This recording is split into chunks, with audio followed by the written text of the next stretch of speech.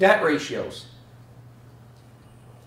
Here's a neat trick. I have literally raised my credit score 100 points in a 30-day period with this trick.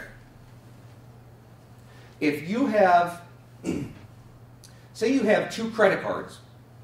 They both have a $1,000 limit on them, okay?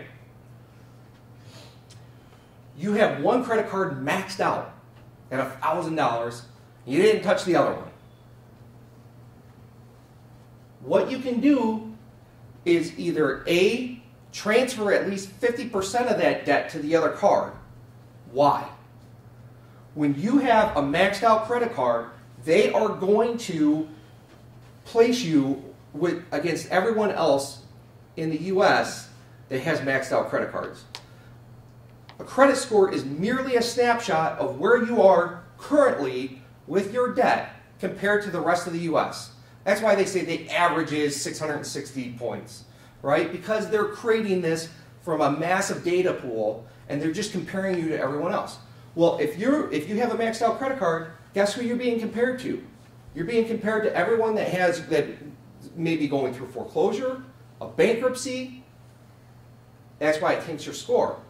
A lot of times, if I pull your credit and you have credit cards, revolving lines of credit, I can tell within seconds if you could raise your score 30, 40, 50 points by paying a credit card down or moving a balance, okay? Another neat trick is, say you have $75 or $750 on a $1,000 card. You've been on time with the guys for 24 months, 36 months, right? Call them asking for an increase. If you ask them for an increase and then they bump you up to $2,000, now you're under 50% of what your available debt is. What happens is they go, hey, this person has over $2,000 available to them on credit card balances, but they're only using less than 50%. They're really responsible with that. So these are just tips and tricks that you can do in order to raise your score. The other one, should I close out my credit card? I'm not using it.